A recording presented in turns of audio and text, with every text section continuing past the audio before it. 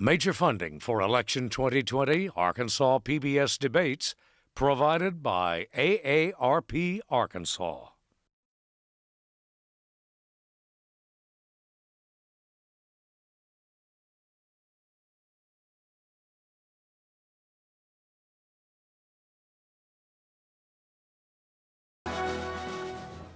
Hello again, everyone. Thanks very much for joining us for the fourth and final program in Debate Week here on Arkansas PBS. At this hour, the campaign for the U.S. Senate. Appearing as the Libertarian Party candidate, Ricky Dale Harrington, Jr. This year, there is no Democratic Party nominee.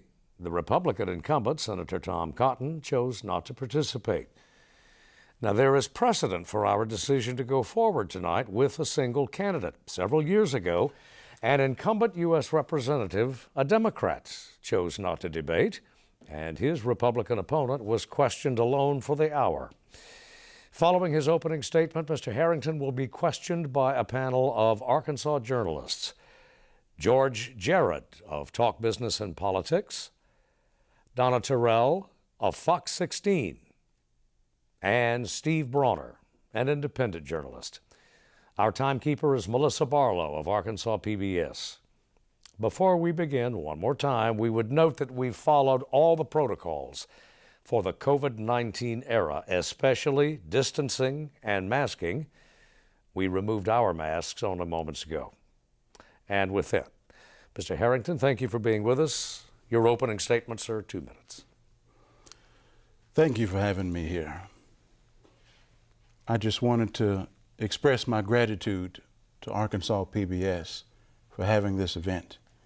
And I am humbled by your integrity of still having this, even though my opponent, Senator Cotton, chose not to show up. And I also would like to thank him for giving me a great and wonderful birthday present so that I can speak directly to the people of Arkansas and make my case to be their representative in the United States Senate. And saying that, I just want to speak from my heart. It's not about me. It's about you. It's about the people of this country. It's about those who are on different spectrums of political philosophy. It's about you. Right now in our country, we're in pain. We're in emotional pain, we're in a physical pain, mental pain. We're in pain from the uncertainty of what's going on right now in our country. I'm sure there are people right now in this very state that are opening up their light bill again and again, and that number continues to go up. You don't know how to pay for it right now, and you don't know how you're going to pay for it in the future. I want you to know that I feel your pain. And what we need to do right now as a people is come together and work together. And I give you my word that as your senator, I will work for the people. I will try to find that balance that we need so that it's just not one solution from one side or one solution from the other side, but a solution that's going to benefit us all. And I hope that that message comes through this evening. And if you would please just indulge a preacher for just a moment, I'd like to share with you something that I learned from my college professor. He taught me conflict resolution. And he said the gospel message is not about issues, it's about people. And I think that translates to what's going on right now in our country. We fight over issues, but the heart of the matter is that there are people on the other side of those issues that have those that they love. They want to see the children grow up. They want to make a life for themselves. So it doesn't matter your political affiliation. What matters is people. And with that, sir, I hate to interrupt a man of the cloth, but it is time for questioning to begin. And the first question tonight comes from George Jarrett. George? Mr. Harrington, you're running for the U.S. Senate in a presidential election year. Donald Trump is on the ballot again, seeking re-election as President of the United States. In what ways would you align with him if you were elected and he's re-elected, and in what ways would you defer from him? Well, I will think about the deferment, of course. One of my big issues is war powers. And our country has been involved in military police actions for several decades. And the Senate has constitutional powers, war powers.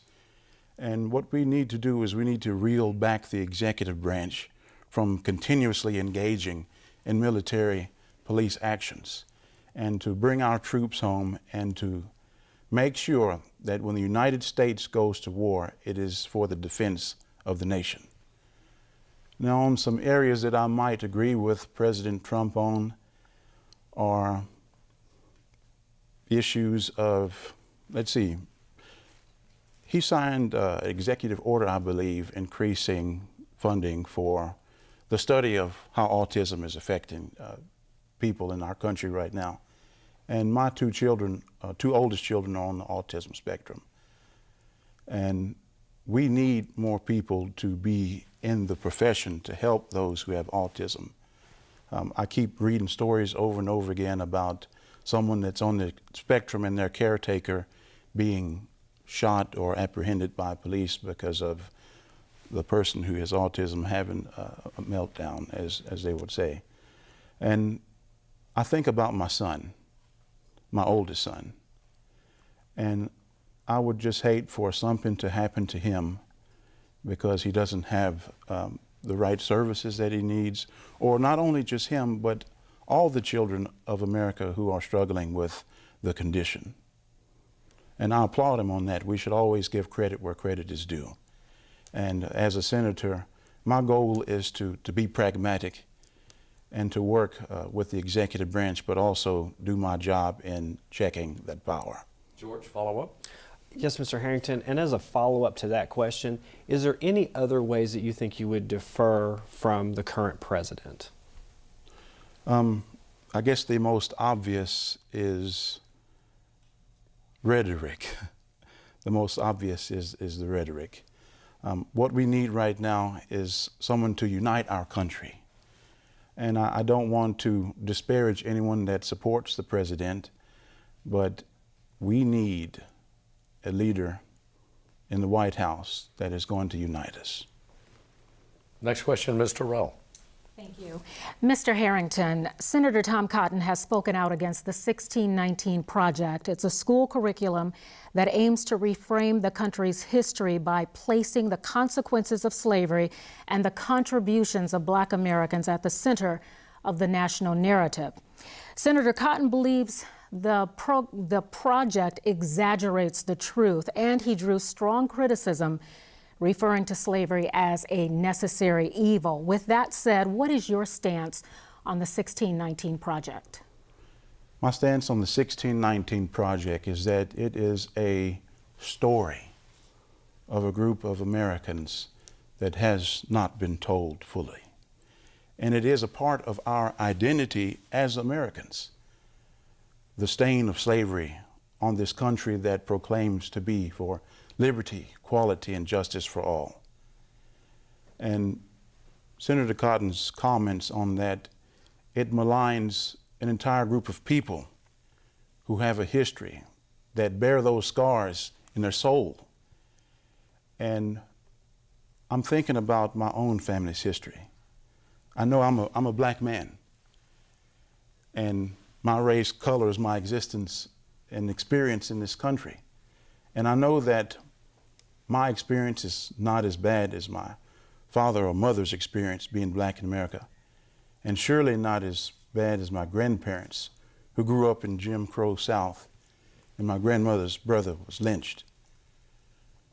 So these are stories that need to be told, not to point fingers at someone or to place blame, but so that the family of America can come together and we can move past this issue of racism, injustice, and inequality, and move forward to the blessings of liberty and equality. And with that, I need to go to Mr. Brawner for the next question. Follow up? You can follow up in a moment. Okay. Donna, yeah. Gotcha. Okay. Mr. Harrington, Libertarians typically want as little government action as possible, if not zero government action. How should policymakers be approaching a pandemic where one person's actions can affect another, often inadvertently? I remember my high school civics class, and my teacher, she told me that our freedom is just like going out and swinging our fist around as much as we want, as hard as we want, as fast as we want. But that freedom ends whenever you hit someone else in the face. And there's a lot of talk about the reaction to COVID-19. And my problem with what has happened has to deal with how we have politicized this virus so much that if you're a part of one particular tribe, you believe that it's really serious and it's going to kill us all, or you're part of one other tribe and it is a hoax. And I feel very disturbed by that, because how can we as a people know that something is harming other people, go to our echo chambers, and not see the hurt of others? Now, to address your question of government involvement in this is a tricky situation, because the Constitution binds the government on what they can and what they cannot do. And we should take a look at this as a serious issue that is affecting the lives of people. And sometimes we have to galvanize together to tackle this, but we have not been given the chance because it has been so highly politicized. Back to George Jared. Mr. Harrington, obviously your opponent, U.S. Senator Tom Cotton, has a lengthy record in Congress and in the U.S. Senate. Could you tell us one or two things that he's done or said that you vehemently disagree with? Well, the number one thing, of course, is his statement on America's criminal justice system, that we do not have an over-incarceration problem, but we have an under-incarceration problem. And the United States holds almost 25% of the world's incarcerated population. And the state of Arkansas has one of the highest incarceration rates per capita. Not the number one, but is surely in the top 10 in our nation. And I was a former employee of the Arkansas Department of Corrections. I started working as a chaplain and later moved up to another position where I was overseeing the programs to help rehabilitate men. And our criminal justice system has been monetized. And this is the main issue. We know people do bad things and they should be punished for what they have done. But there should be no innocent people in prison. And surely no innocent people should be condemned to death via lethal injection. So Senator Cotton, I extremely disagree with him on our criminal justice here in the United States. Next question, Ms. Terrell. The U.S. Supreme Court is set to hear the case on the Affordable Care Act after the election, and their decision could actually do away with it. Do you think it should be abolished? And if so, what do you think should be the alternative for millions of Americans who would need health care? I personally benefited from the Affordable Care Act. There are a lot of people that benefited from it as well. And then there are people that did not benefit from the Affordable Care Act. And so during the 2016 election cycle, there was a chant to repeal and replace Obamacare. Why not amend it rather than repeal and replace? And we all know how that vote came down. My opinion on it is this, and now we see a movement for Medicare for all. So we have two different opinions going on. My vision is to try to bring those together for something that benefits those who want public health care and those who would like to go with private insurance. We need to work together. Next question, Mr. Brawner. So going back to the earlier question about the pandemic, should there be a national mask mandate, a state mask mandate, or neither? I believe that it should be at the local level. But I do know that the national government, or the federal government, has an obligation when it comes to things like this, when it comes to natural disasters, when it comes to an invasion, and when it comes to pandemics like these. It's within the jurisdiction of the national government through organizations like FEMA to spearhead issues like this. The real crux of it is, are we going to force people to do something? And I'm not one who is for forcing someone to do something. My hope is that all of the adults in this country would behave like adults. We teach children not to harm others. We teach children not to say poor things about others. We teach children to be nice and caring towards others. And my question is, why can't adults live up to what we are trying to teach children? I think if things got worse,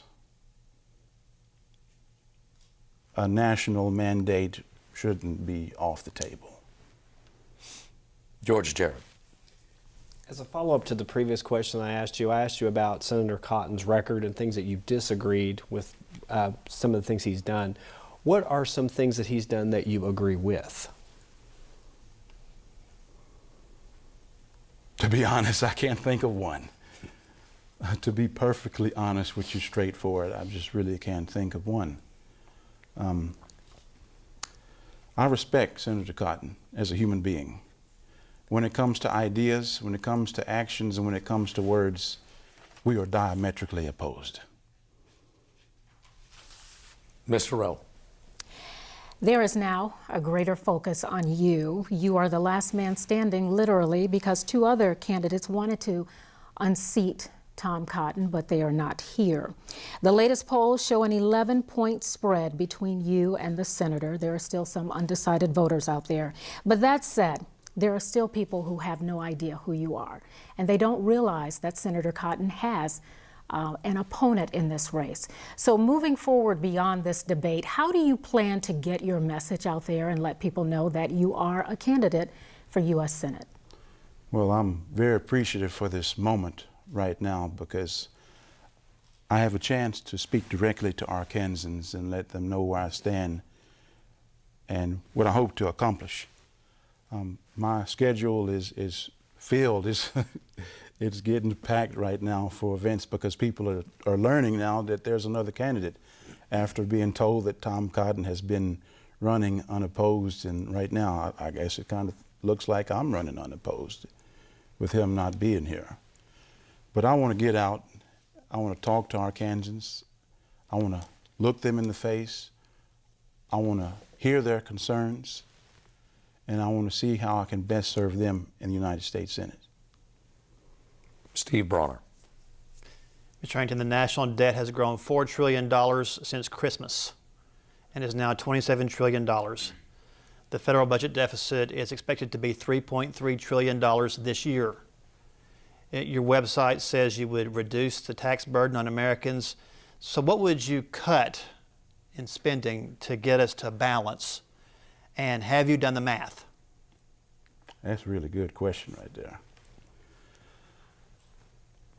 The first thing that I would be interested in cutting, of course, I'm going to look at the military budget, of course. And whenever I talk about the military budget, it's not the soldiers, the airmen, the sailors, the Marines who put themselves in harm's way to serve this country. We need them and the morale at as high as it can be, ready to go out and defend America. But we spend a lot of money on defense contracts, going to Lockheed Martin, Boeing, and other companies that build weapons for our nation. And we really need to take a look at that. We need to take a look at how much money we are spending on that and what we can cut. I can tell you right now, when it comes to people, I've been a missionary, and I know what it's like to go around begging for money to go do a good work. And that's hard. And I know what it's like to have to go without. And I'm definitely not in favor of cutting programs that help out people, because nobody is living the high life on $750 a month. Back to George Jarrett. Mr. Harrington, and could you please give us an honest answer about how you feel about your opponent choosing not to come here today and debate you, which is a time-honored tradition in American politics? I'll tell you honestly, I was more afraid of you guys than I was afraid of Senator Cotton. I'm a little disappointed. I was looking forward to looking him in the face and talking about the issues and having an intellectual debate on policy. And it's disheartening. And I understand the political move of it. You don't want to breathe life into your opponent's campaign. I'm a nobody. Nobody knows who I am. I'm a third-party candidate. And for him to show up here would breathe life into it. He's on Fox News, I don't know how many times a week, 2-3 times a week, but he can't come here to address the people of Arkansas? Why would you want to support someone who does that? Mr. Terrell.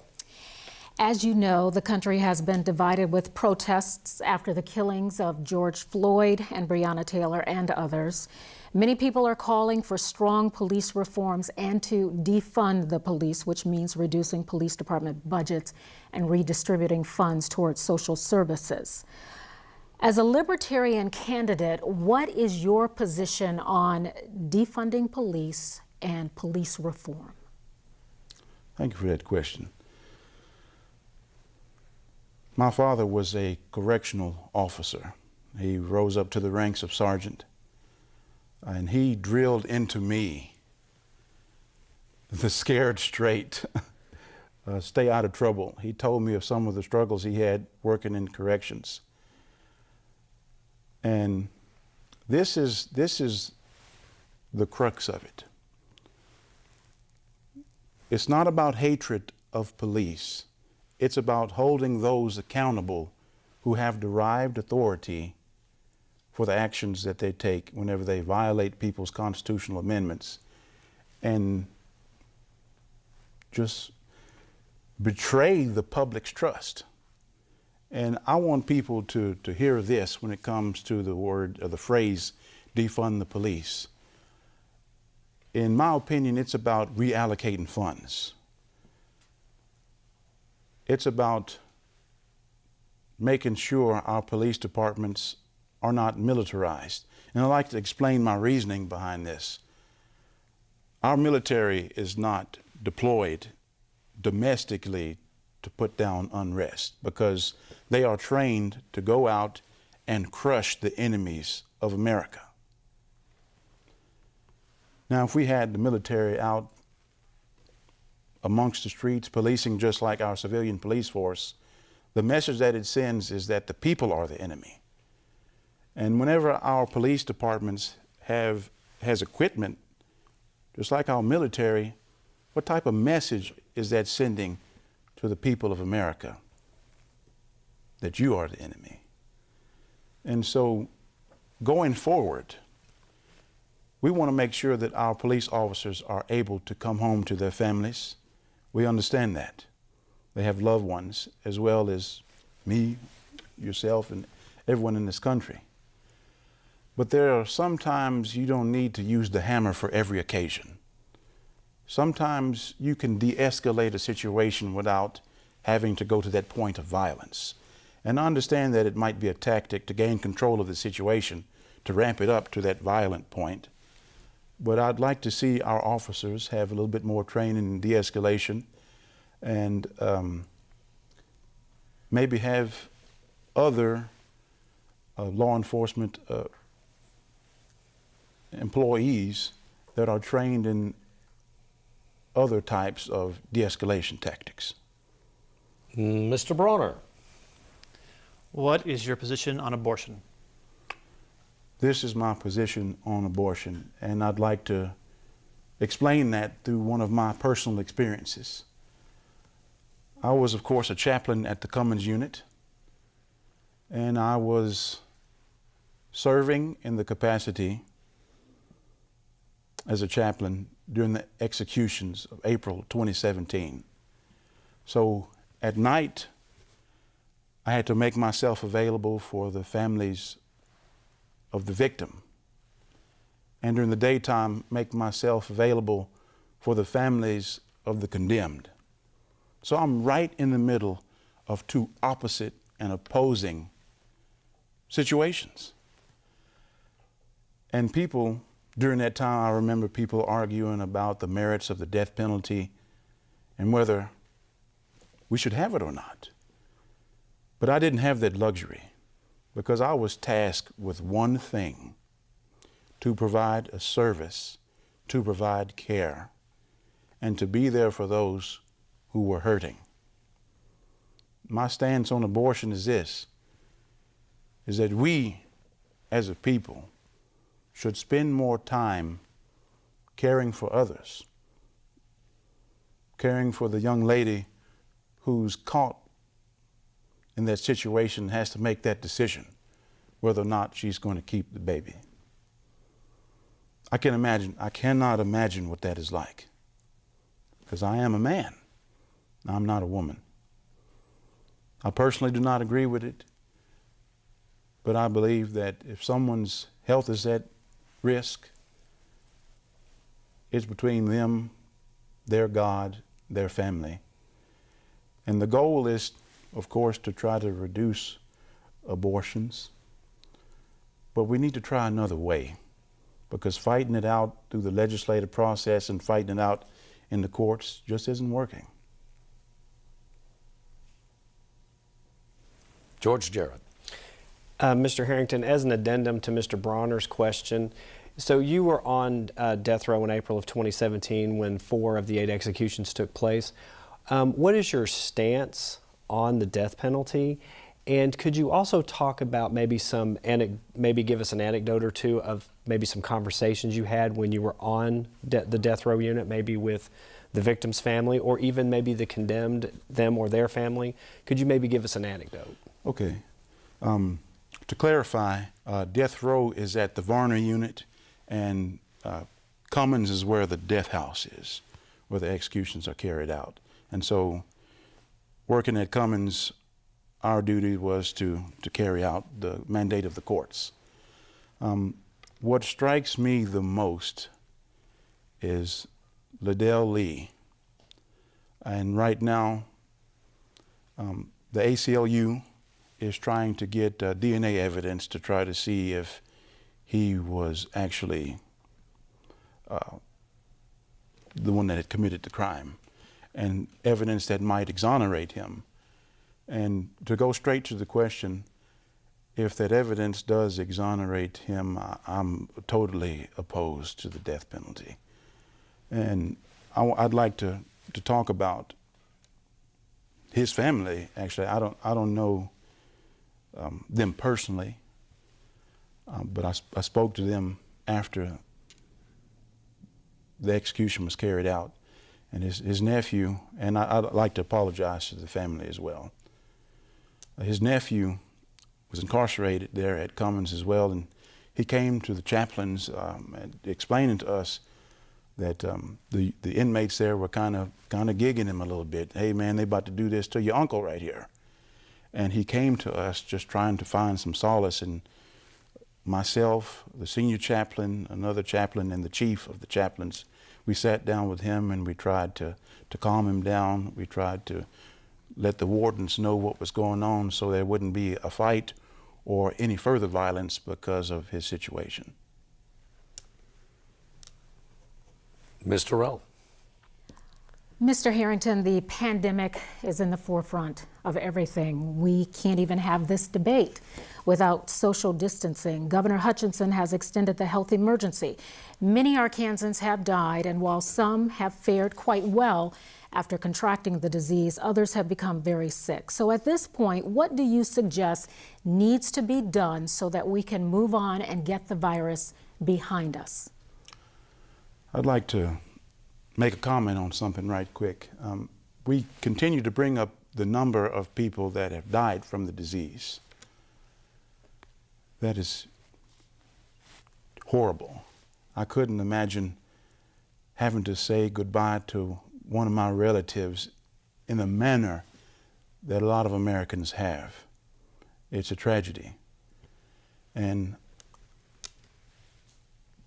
in saying that, I think the main point is the number of people who have had the disease. We don't consider the economic cost of human suffering. I've had family members and friends that have contracted COVID-19, and they say they do not wish it on the worst of enemies that they have. And what we really need to do right now is to set aside our preconceived ideas, for our government to be completely honest with the people on what's going on with COVID-19. And we can't really come up with a plan if there's no honesty from our government. And our government has an obligation to the people to be forthright, to be transparent and honest, so that we can make decisions for our families, so that we can make decisions for our businesses, and we can make decisions for our schools. But that is what we need.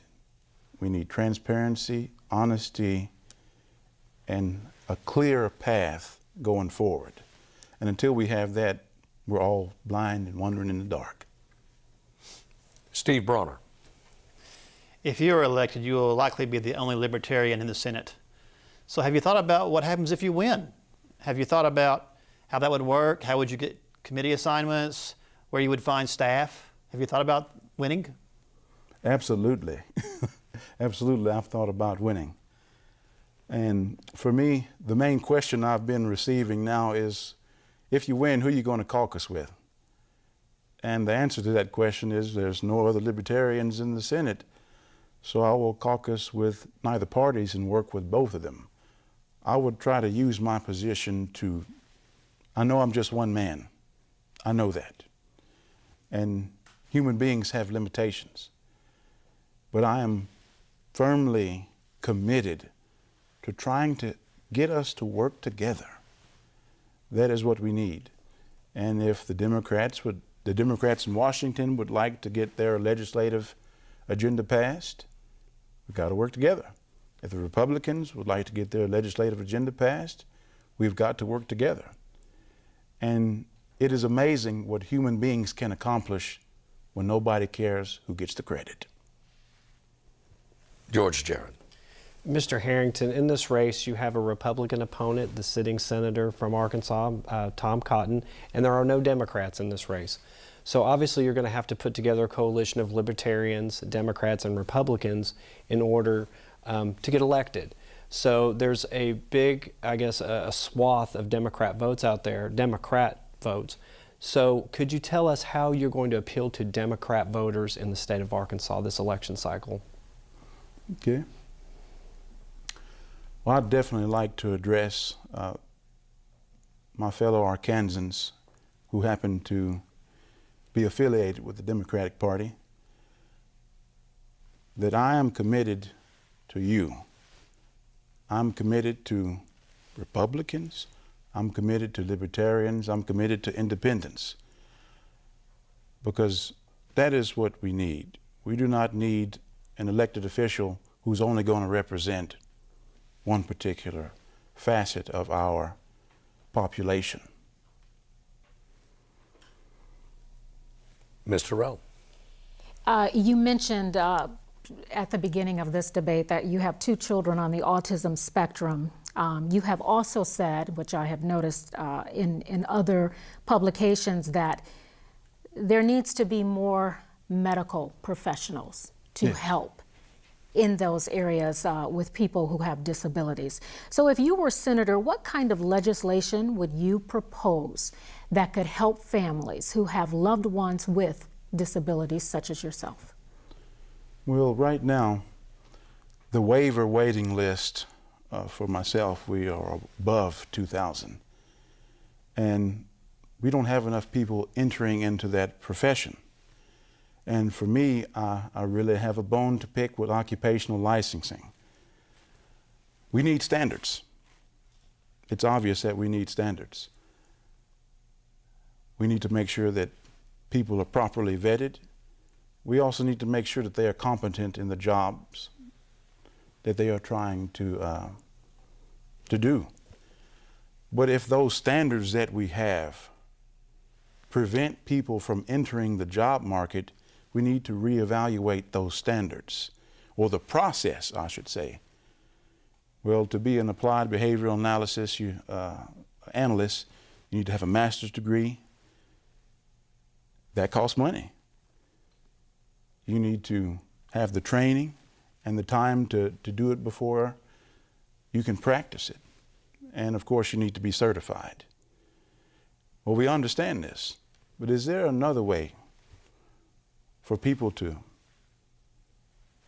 engage in those professions without having to jump through so many hoops? If someone is naturally talented at working with young children, is there a way for us to maybe cut some of the red tape out so we can have what we need? And what we need is people who are competent, who can complete the job, and who can help families. So I am in favor of occupational licensing reform. Mr. Brawner. Who are the political leaders who you admire the most and have shaped you the most? I would have to say Dwight Eisenhower is one of my favorite men of history. He was a very pragmatic man. He was Supreme Allied Commander during the World War II. And of course, for a lot of people, he was one of the greatest presidents in our history, by their opinion. And he was a remarkable man. And secondly, for me, is Abraham Lincoln. And the reason I admire Abraham Lincoln so much was he endured a lot in his life. While he was trying to weather the storm of a civil war, he had family issues. He had issues with his marriage. He previously had a son pass away, and while he was in office, he had another son pass away, if I'm remembering my history correctly. He had a lot on his plate. But even while he was enduring those trials, he persevered. That is what I admire about Abraham Lincoln, is the perseverance. Because it's easy to give up, but it's hard to wade through the difficulty, wade through the struggle, and be so laser focused on accomplishing your goal. It takes heart. Back to George Jarrett. Mr. Harrington, interesting that you would invoke the name of Dwight Eisenhower. Up until about 2 weeks before he accepted the Republican nomination, both parties were trying to get him to run on their ticket, so maybe he was the first Libertarian. As a side note, could you give us maybe one or two personal anecdotes about yourself? If you had to describe yourself in 2 or 3 minutes, or tell people about yourself in a way that they would understand your experience and where you come from, and so you can maybe identify with people who are watching this. Yes, sir. I'm a complicated man with simple tastes. I've got into ministry when I was 19 years old, and I haven't looked back. And what got me in ministry was the campus minister and the pulpit minister at the church in Kilgore, Texas. They sat me down in the office and said, "We think you need to get into ministry. You don't have any say about this." And I I joined the Adventures and Missions program in Lubbock, Texas, and that is where I got my training, initial training in Bible, and I was sent to Scotland. And the Scottish people are very amazing people. They have a wonderful sense of humor. And if they're not making fun of you, then you can surely be, you can know they don't like you. And I learned a lot while I was over there. The United Kingdom is a socialist country. And so I experienced what it's like to live in a socialist country.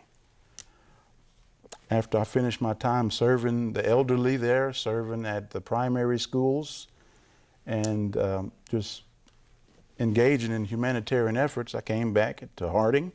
I got a scholarship to attend the Center for Advanced Ministry Training and graduated with a bachelor's in ministry. And I will say this.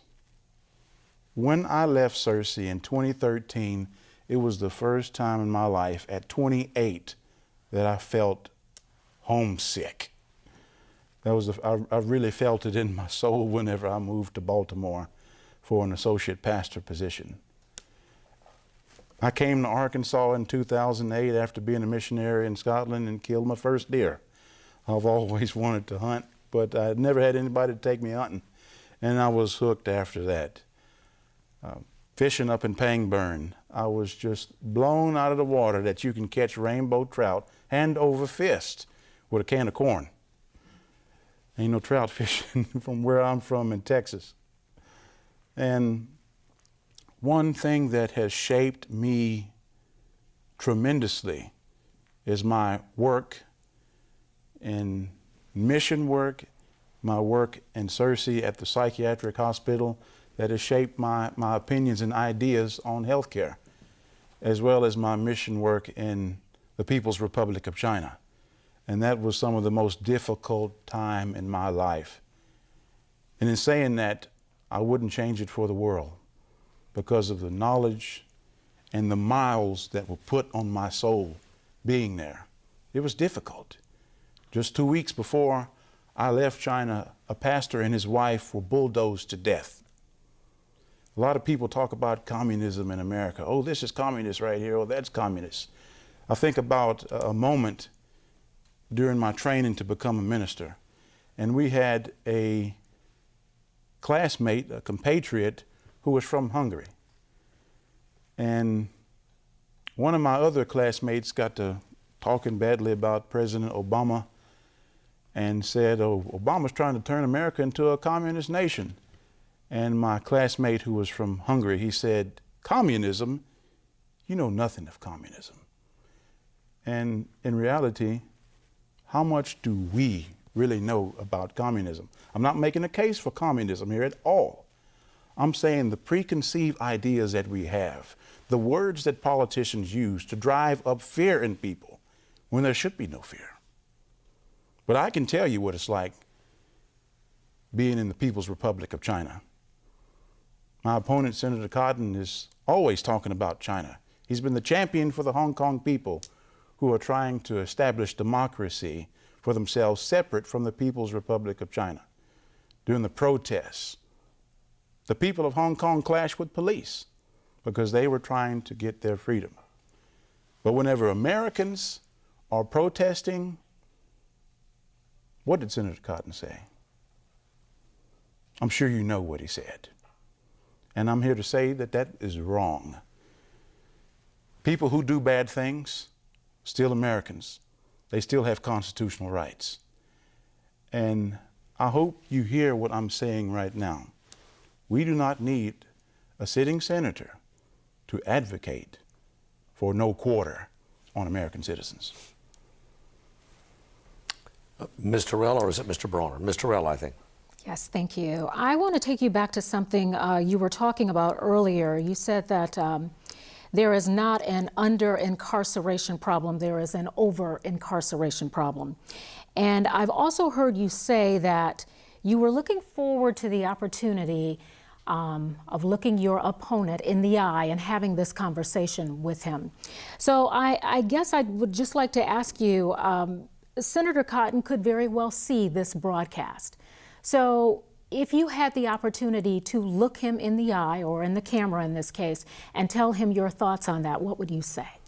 I would say this right here, that working in the prison system opened my eyes to a world that I knew a little bit about, but I personally experienced it.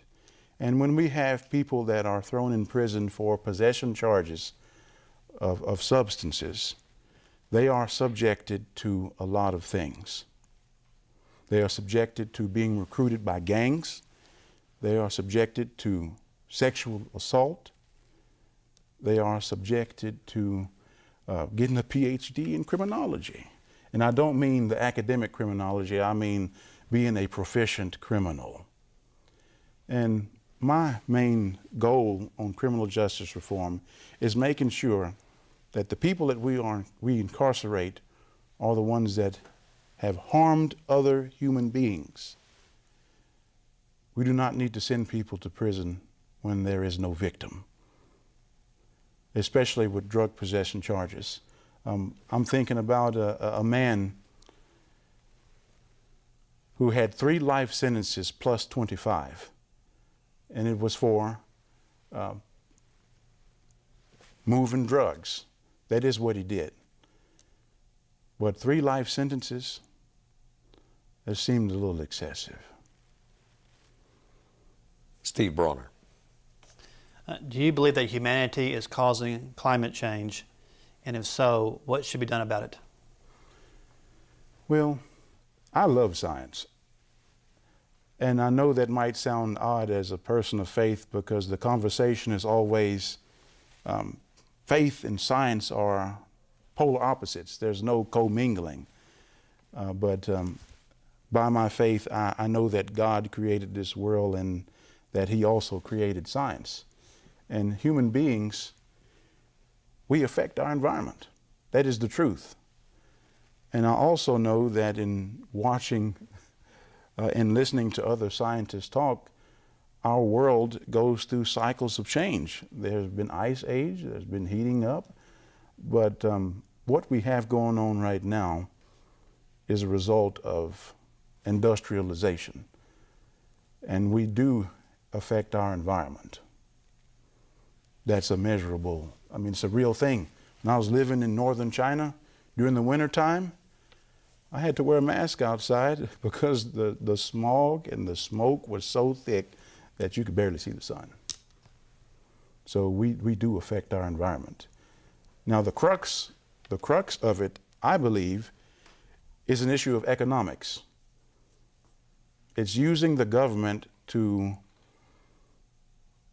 favor one side or the other side, to favor the oil and gas industry or to favor renewable industries.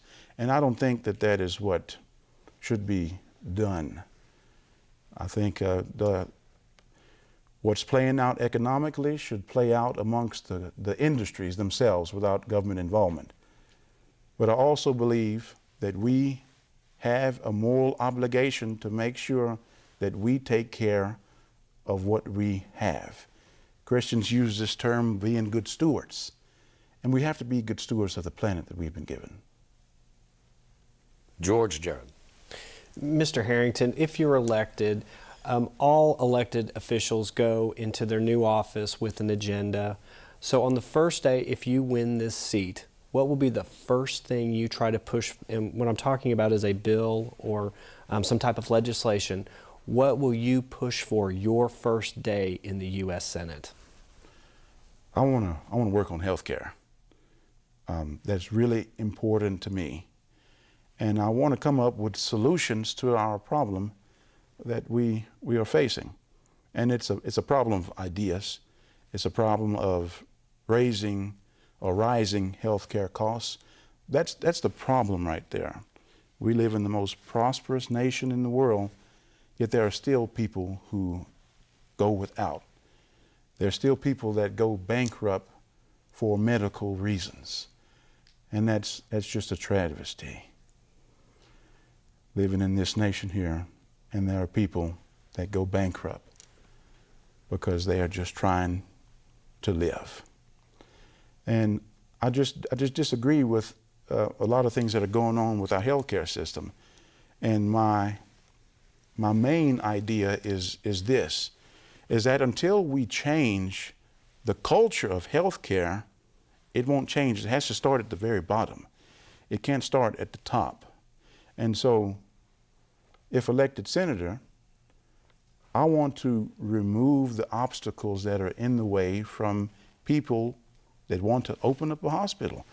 This is something that I attempted in Pine Bluff, but we have to wade through the red tape. We have to get other people's permission. We're trying to open up a mental health facility. We need more mental health care in this country. That's what we need. But whenever you have to go get your competition's permission to open something up, I just have an absolute problem with that. And so we need to fix this. And that is something that I hope to do if the people of Arkansas choose me as their senator. We thank you, sir, and that concludes the question and answer portion of the program. Mr. Harrington, you have 2 minutes for a closing statement. Again, I would like to thank you all for having this and say again how humbled I am by your integrity. I'd like to speak to the people of Arkansas. You know who you are. You know where you've come from. Our country has been through a great many struggles. We've been through Revolutionary War, a Civil War, numerous conflicts, the Spanish flu, 2 world wars, the turmoil of the civil rights movement. But I know one thing. I know that the people of America are resilient. I know that they never back down from a challenge. During the 2008 mortgage crisis, we endured that. And right now, we are enduring turmoil in the streets as people try to protest police brutality. We are dealing with a pandemic, but I know who you are. You are a resilient people, and you can overcome this, just like we have overcome all the troubles in our past. But we can only do it if we work together. If you remember that those who disagree with you are still human beings. We don't have to agree on everything. And if everyone is thinking alike, is there really much thinking going on? Our differences make us stronger. And I appeal to this great people that even though we have failed, even though we are still continually striving for that great idea of justice, of liberty, and equality under the law, we can overcome anything. And I ask you right now to consider sending me to Washington to be your senator. And I give you my word, I will represent you. Harrington, thank you. And that concludes Debate Week here on Arkansas PBS. We thank our candidates, all of them, and our panel of journalists, all of them. And if you missed any of the previous debates, tune in this Sunday, October 18th, beginning at 1 o'clock for the rebroadcast of the 2nd, 3rd, 4th Congressional District debates and also our program involving the U.S. Senate. And you can also find all our election information at myarkansaspbs.org/elections. For now, and for all of us at Arkansas PBS, thank you for joining us. We'll see you next time.